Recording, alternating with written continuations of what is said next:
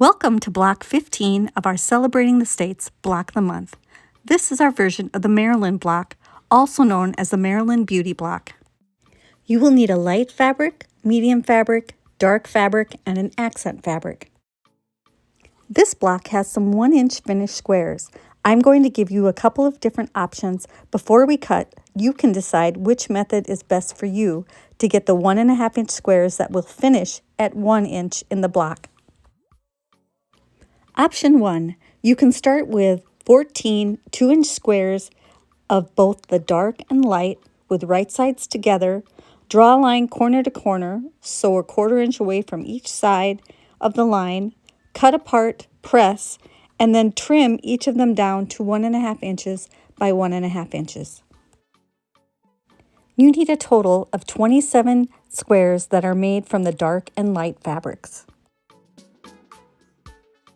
The second option is to use a product to help you make half-square triangle units. I like to use thangles. I'm going to use the 1-inch finished thangles. Thangles are a way to make half-square triangle units by using strips of fabric. So you start with light and dark strips. You put the light one on top, right sides together, and then you place your tangle paper right on top, pinning it in place. The pin should be put in an angle to match the stitching lines on the tangle paper. Thangles are printed on a special breakaway paper, and since I'm using a smaller size tangle, I'm going to shorten my stitch length just a little bit. Once pinned, you will stitch on the dotted lines, and I chain stitch these just like I do with regular piecing. Just follow the stitching lines, and then once you're done, you'll cut on the solid lines. I just get out my smallest ruler and my rotary cutter and just cut right on those solid lines. One of the dog ears is already cut off on the thangles. It's blunt on the one side, and so all you have to do is make the other side blunt too. If you had your light fabric on top, when you go to press it, it'll automatically press to the dark fabric. Leave the paper on when you press, and then when you're done pressing, you can take the paper off just by grabbing onto the edge of the tangle and pulling on the paper. The great thing about using the thangles is those squares turn out perfect every single time. They do take a little practice to use. Don't be shy about trying them out. If you decide you want to use the thangles, you'll need just 3 sheets of the 1-inch thangles, 1-inch finished thangles, and 3 strips each, 1.5 inches by 11 inches of both the light and the dark fabrics. From the accent fabric, or the red, you need to cut 2 squares 5 inches by 5 inches, and then cut diagonally corner to corner to get 4 triangles.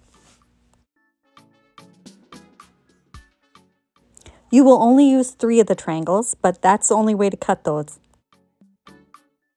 From the medium fabric, you need to cut 1 square 13 inches by 13 inches and 1 square 7 inches by 7 inches.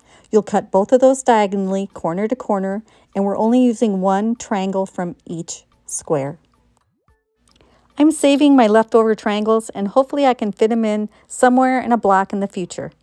You also need 3 light 2-inch squares cut corner to corner for 6 triangles. Once you've made your 27 1.5-inch half-square triangle units, it's time to assemble the blocks. Start with 4 piles of 3 squares and sew sets of 2. We're going to be using 1/4 inch seam allowances. Make sure you position the light triangles so they all point the same way. Make 6 sets of 2 blocks. Once you've got those put together, then you will take those and make 3 sets of 4 blocks.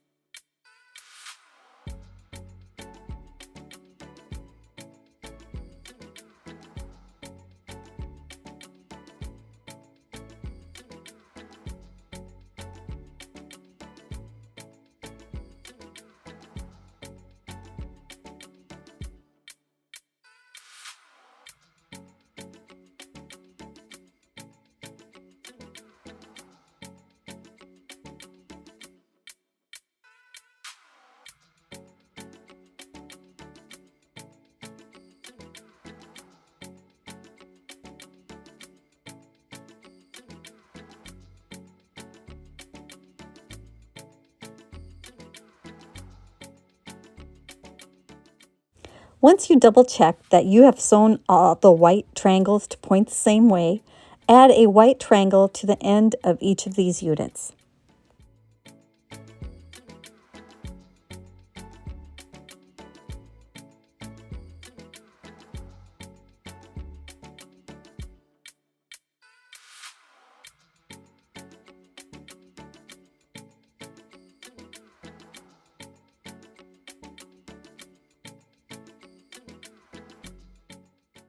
Now it's time to press. I'm going to press these from the back side, and I'm going to press all of the units the same direction.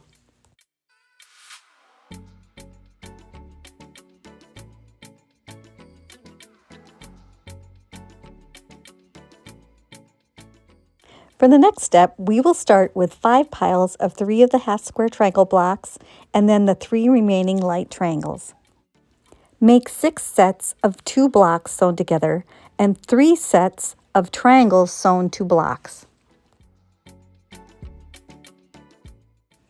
I know that sewing these little tiny pieces together can be a little tricky, but go slow, cut yourself some slack, and just keep doing it.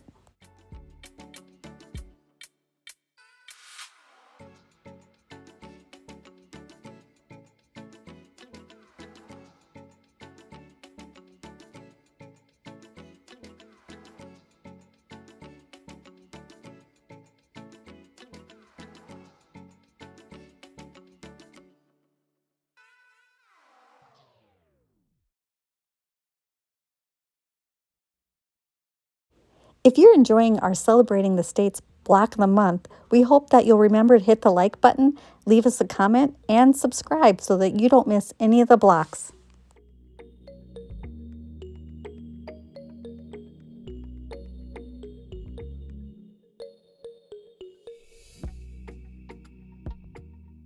Make 3 sets of 4 of the half square triangle blocks sewn together, and then you will sew the block that has the triangle sewn on the end to the end of each of these units.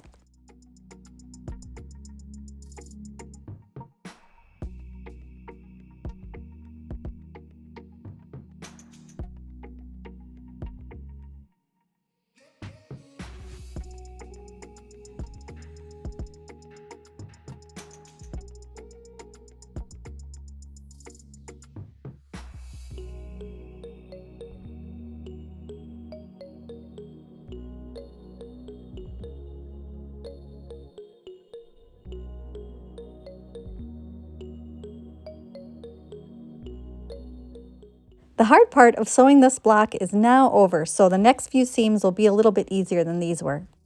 You can press these all in one direction, or if you prefer, so there's not quite as much bulk, you could press these seams open also.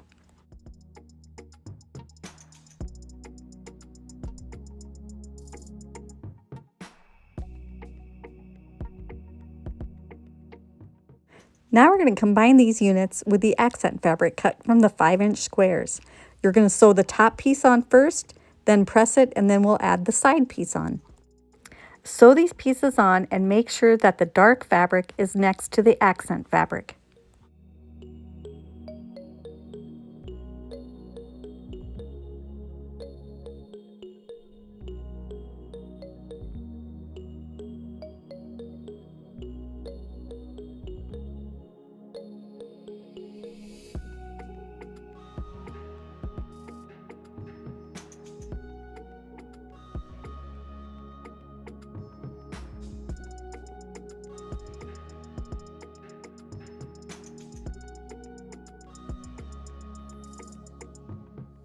We are going to press these towards the accent fabric. First, I'm going to press it flat to kind of set the seam, and then I'm going to press it towards the accent fabric. Now it's time to add the other side. As I put these together, I decided to flip the seam on the end so that I could nest the units together. So I'm just going to flip this one seam, and then when I put it together here, those will nest together.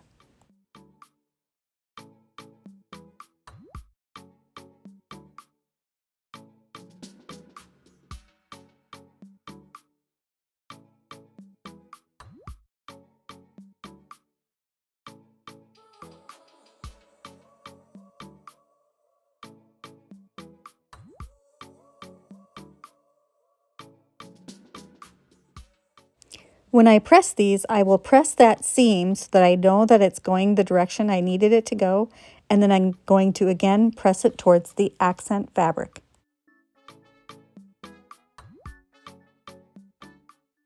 Now it's time to add the bigger triangles. We're going to first sew the smaller triangle to one of the triangle units. I picked the one that was the straightest and looked the best.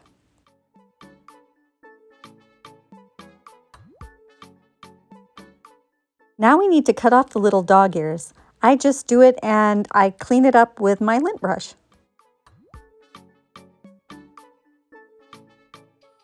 Press towards the larger triangle.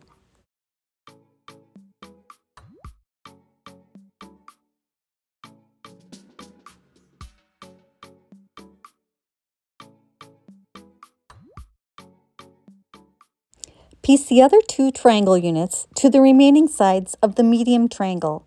You will press towards the medium triangle.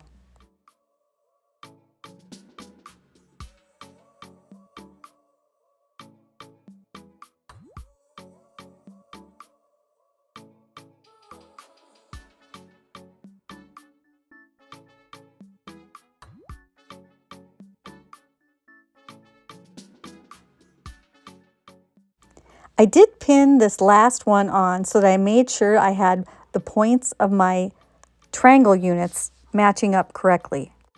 As I was sewing into these seams, sometimes the seam would try to flip on me, so I will lift the presser foot and use my pin to make sure the seam is going the right way. So right before I get to it, I stop, lift the presser foot, use the pin to push the seam the correct direction, drop the presser foot, and then I can keep on sewing.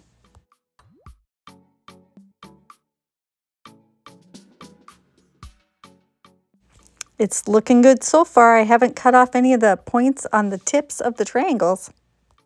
Make sure to trim off all the little dog ears before you press.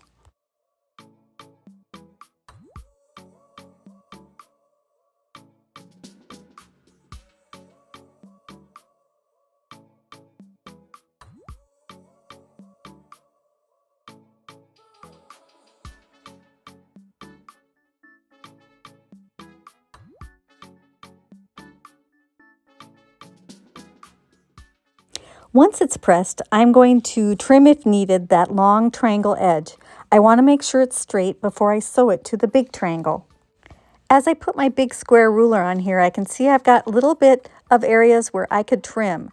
I'm going to use the 1/4 inch line on the very right side of my long ruler, match it up with the points on each end to make sure that I'm not going to clip off anything vital, and then I'm going to straighten that edge.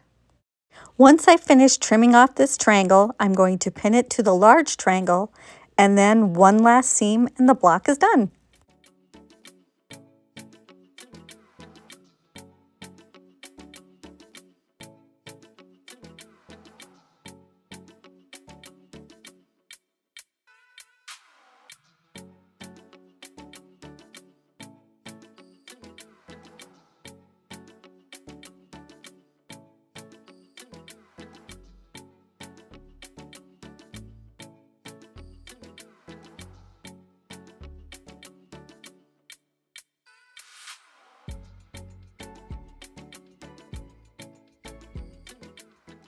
Now you can press it towards that larger triangle. I usually will press the seam flat first just to make sure it kind of sets the seam, and then I open it up and press. Once pressed, this block should measure 12.5 inches by 12.5 inches. I decided this block needed a little convincing to lay flat, so I got out my spray starch and pressed it again just to make sure it's going to be very flat.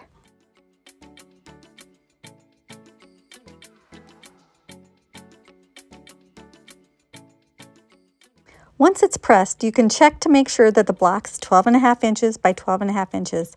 I only had to trim a little tiny bit off one of the corners. It was nearly perfect.